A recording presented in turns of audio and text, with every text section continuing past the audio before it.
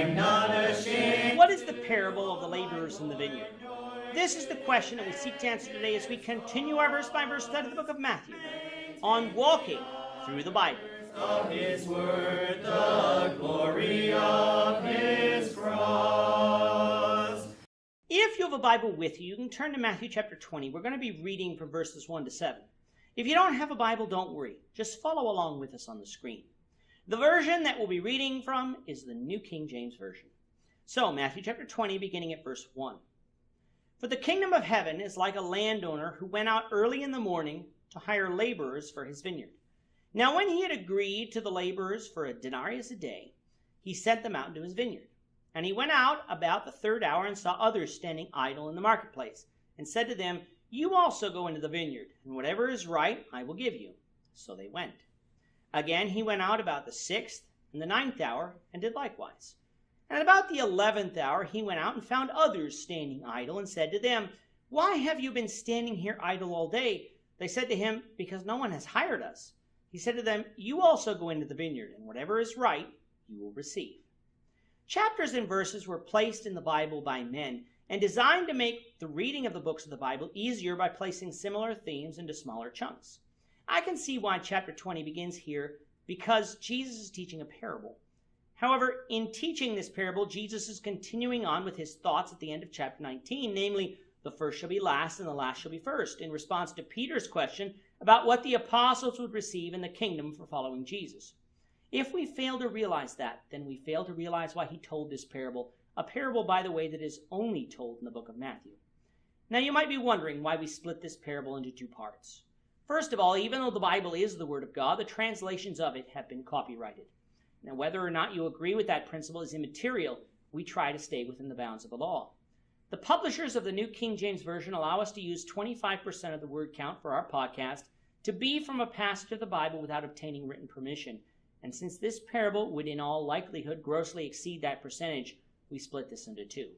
Another reason, though, is also because this parable does have a good break in it. For the first part of the parable, we're dealing with the working day, and in the second part, we're dealing with the wages being handed out. So the break does exist. The only drawback is that you have to listen to both parts in order to get the entire parable. Jesus starts the parable, the kingdom of heaven is like, meaning he's talking about the church, the coming kingdom. What is the kingdom of heaven like? A landowner who goes out and hires laborers for his vineyard. Jesus' parables always related to something that the people could relate to, like farming and money and feasts. The land of Palestine was known for the growing of grapes, hence why Jesus set this parable in a vineyard. It could have been set anywhere and the lesson been the same, but Jesus chose a vineyard, quite possibly because he was near a vineyard at the time. At harvest time, a landowner would need to hire day laborers to pick the grapes, so the man in the parable went out early in the morning to hire laborers.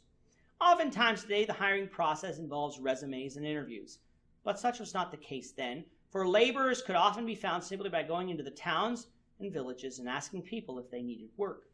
Picking grapes was not a hard task, and little training would be required, so it would be easy to find laborers. Before hiring the people, an agreed-upon wage would be set. In this case, a denarius is agreed to, which was the standard daily wage for common laborers.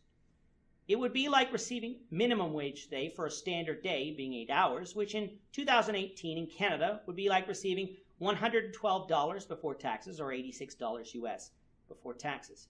After agreeing on the wage, the laborers were sent out into the vineyard. The third hour of the day rolled around.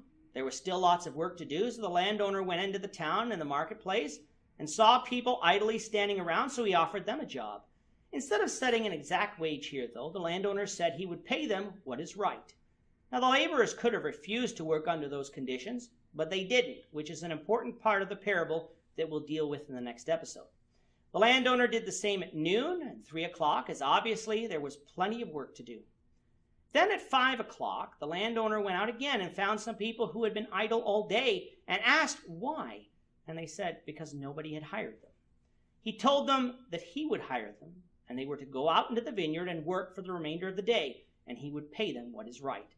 As I just said a few moments ago, there's going to be an issue with these late hires with the wage that they receive. The complaint is not going to come from the people themselves, but from those who had been hired at the beginning of the day. We'll conclude the parable, the Lord willing, in the next episode. With that, our time is up for today. Lord willing, we hope you'll join us for tomorrow's discussion of Matthew 20, verses 8 to 16, as we continue our walk through the Bible, one verse at a time. I'm not a Thank you for watching today's episode.